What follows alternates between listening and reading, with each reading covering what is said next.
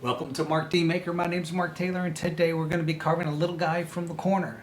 And when I say a little guy from the corner, I don't mean down the street on the corner.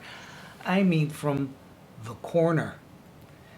Whether you're beginner or advanced, I think this is going to help you out a lot. It adds some more depth and a quicker carve. Come on over to the workbench. Let's get started. Okay, to start with, I'm using 1x1x6. It's from Beavercraft. They sell a nice basswood, and I chopped it in half, so I got 3-inch little guy here. Now, if you look, before I start carving a little character, I will look at the grain, direction of the grain. And if you see the direction of the grain, I want it going towards the corner of the nose. That's going to be the most vulnerable section right here on the lower side is the grain headed right toward the nose. That's going to give it good stability. If you do cross grain like here, it has a chance that that could just pop right off. Here's a piece I stained with a little bit of coffee, and you can see the grain a little bit better. That's the corner that you want right there. See how the grain's going right into it? So we're going to start with the only measurement that I actually do on this thing, and that's at 1 1/8 or 1 1/4 inch. I'll do that mark right on the corner that I want the nose to be on. I'll come up 1/4 inch, go around to the back, mark the back of the head here. Now I'm going to connect those lines from under the chin to the back of the head.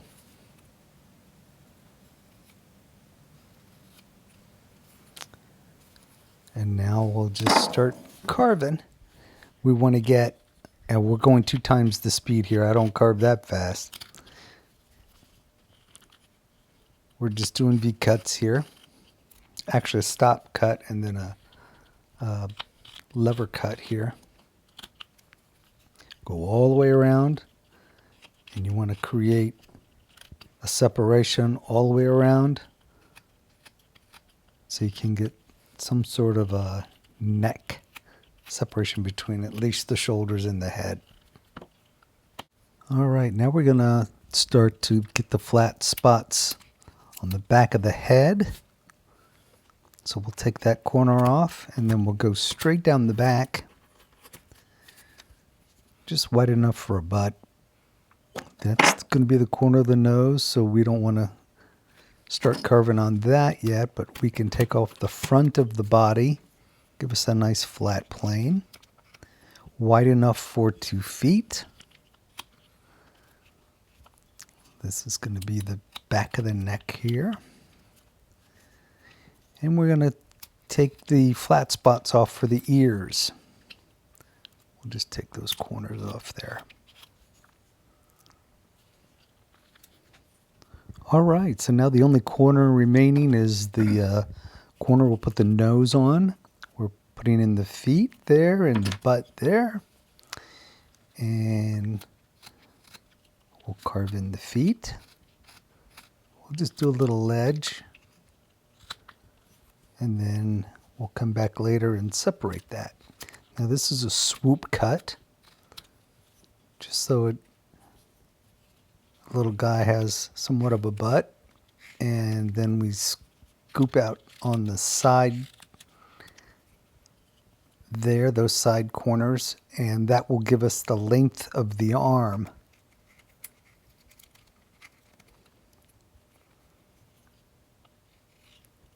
Just a little bit of refining. A quick note for the beginner carver. When you see carvers like Doug Linker and Alex Lacasse and Kevin Coates, and these guys carve fast and they take big chunks of wood. Don't think you have to carve that fast. These guys have been carving a long time. They're really strong hands. They carve every day. If that's something that you want to aspire to, you can get there. But start off small. small chips. Small chips equal control. So I'm drawing in both sides of the arms and the leg splits here.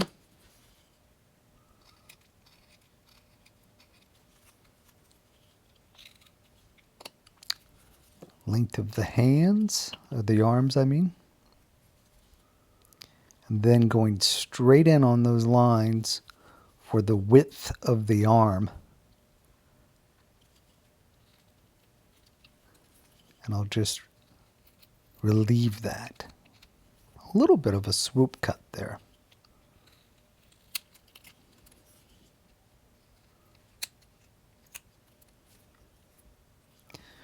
Once you carve 5 or 10 of these things, they start going real quick. You can turn these out pretty quickly. The first couple though, you're going to go to school on it. I don't care how many times you watch it, until you do it, you're going to go to school on the first couple.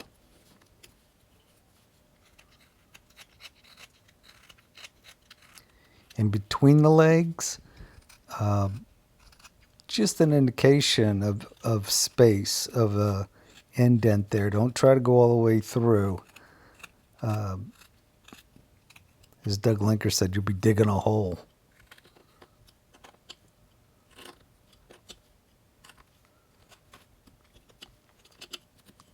Shoes. And just taking the very tip of that corner off of those arms so it can start to round it out a little bit. All right, so we're going to start on the head now, rounding the top off. So I always start when I round something off like this at a 45-degree angle, basically put a chamfer all the way around it, and then come back and put even more of an angle on it as I try to round off the top of the head. And I usually round off the top of the head before I put any hair on or make them bald. Doesn't matter. I'll always round the top of the head off. It's just the way I do it. Okay, here I'm putting in what is known as the ear box. So it's a way of making the ears. You put a box on the side and then cut that box out. Now that box will be raised, and then there's specific steps you can take to create the ear from that.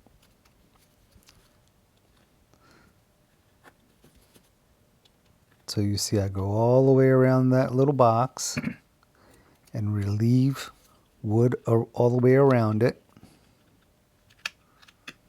on both sides. I like to make big ears on my little characters. They look cute like that. Plus, it's something that you used to. You'll add your own style or your own little things to the carvings, and people will get used to seeing that, and they'll go, "Oh, look at the ears on that thing. Mark did that." So here's the technique for doing the ears. So once you get that square, you chop off all the corners. Now you have like a C shape. And you bevel the ear, the front of the face where the ear is the lowest towards the face, and you have pretty much the shape. Here I'm cutting the nose, where the nose will go. In the future, I'm going to have to get a better view of this because it's not showing enough detail. So what I will do from now on is when I'm working on something like this is get the camera a lot closer. Carving the brow ridge here, where the eyes will go. All right, back to carving. I'm going to switch over to a Helvy. Let's see what we got going on here.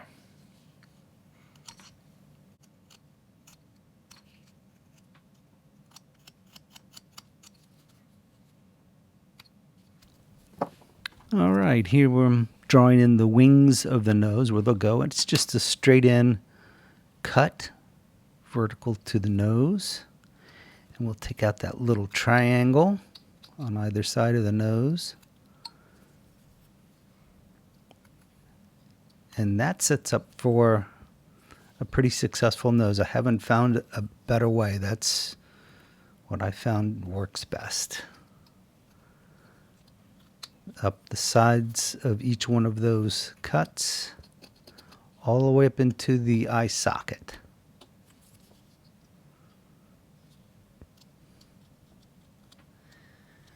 Now taking the chin back, because the chin doesn't stick out as far as the nose.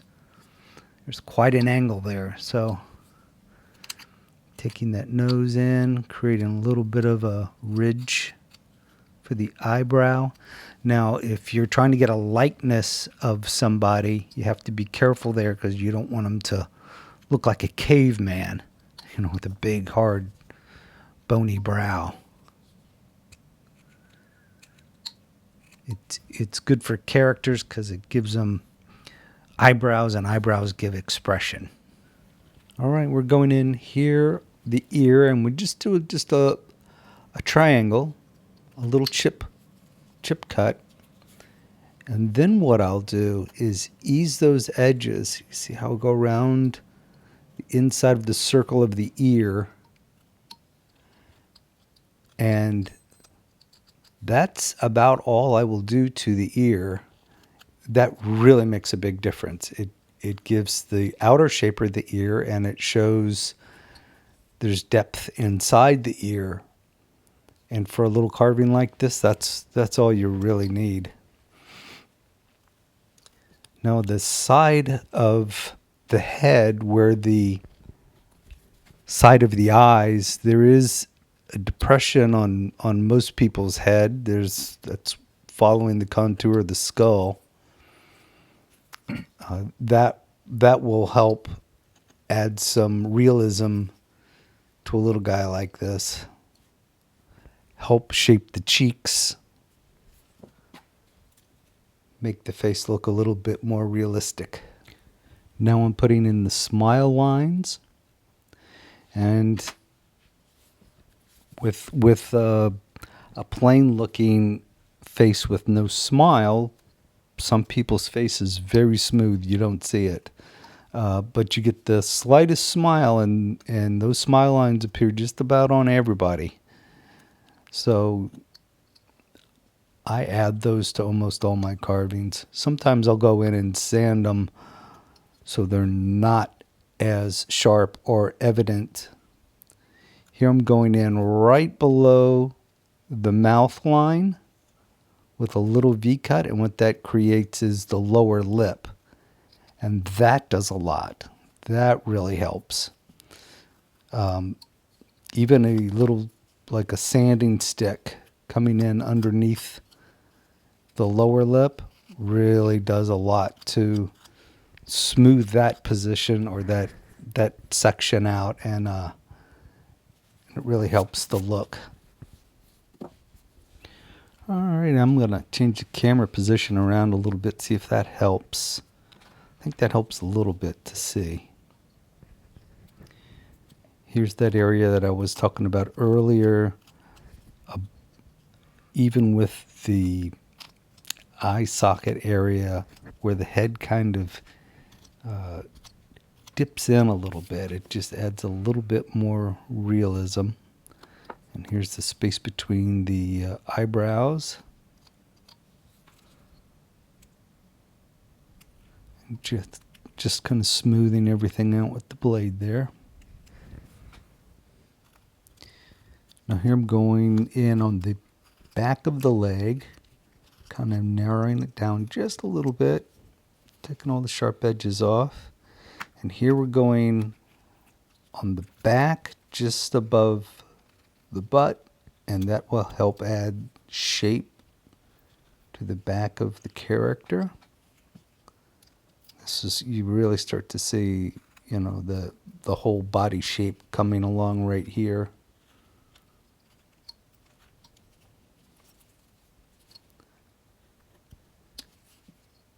redoing the arms a little bit, making it a little deeper so I can get some roundness to the arms. All right, we're going to draw in the eyes now. They're just little almond shaped. And I will take my knife blade, hold it like a pencil, and get those corners. And first, I'll start with the corners, and that's the deepest part of my cut. And then I'll just incise a line from corner to corner, especially across the bottom of the eye. And I'll take the little tiny triangle cuts out of the corners by the nose and by the outer part of the eye, and this starts to give, depth to the eye socket and starts to make the ball shape for the eyeball itself. Do a little bit of a cut underneath where that line I incised underneath the eye, and that really helps. That really brings the eye and starts to make the eye look realistic. Here I'm going in behind the ear, and with that's bringing the ears out, the back of the ears, making the back of the ears stick out a little bit more.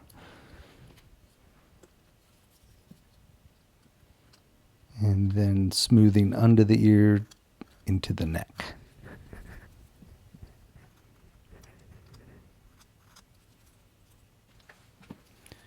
Now here's the sanding stick that I mentioned earlier. It's slightly rounded in the front, a very small rounded area, about the diameter of let's say a toothpick. So you wrap sandpaper around a toothpick, you could do the same thing. And that's just smoothing out the area underneath the lower lip, between the lip and the chin, makes a huge difference.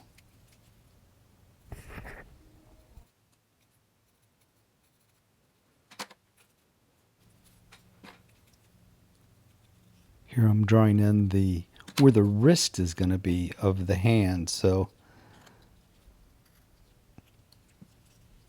it gives that little indent right where the arm comes down and connects to the hand. So if you want to make long sleeves or short sleeves, either way this technique will work.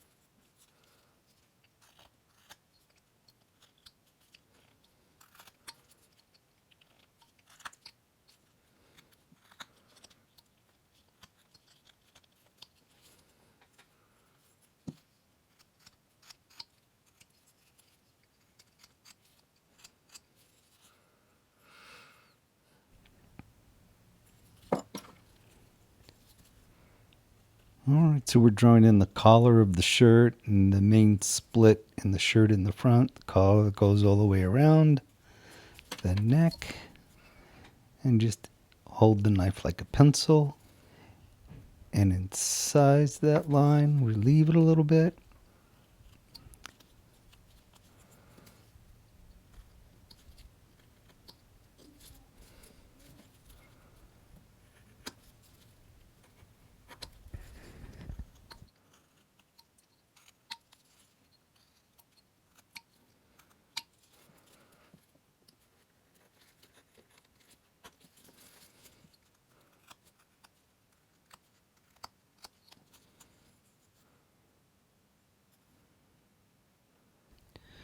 All right, so here's the difference between one of these little guys carved on the corner and one not.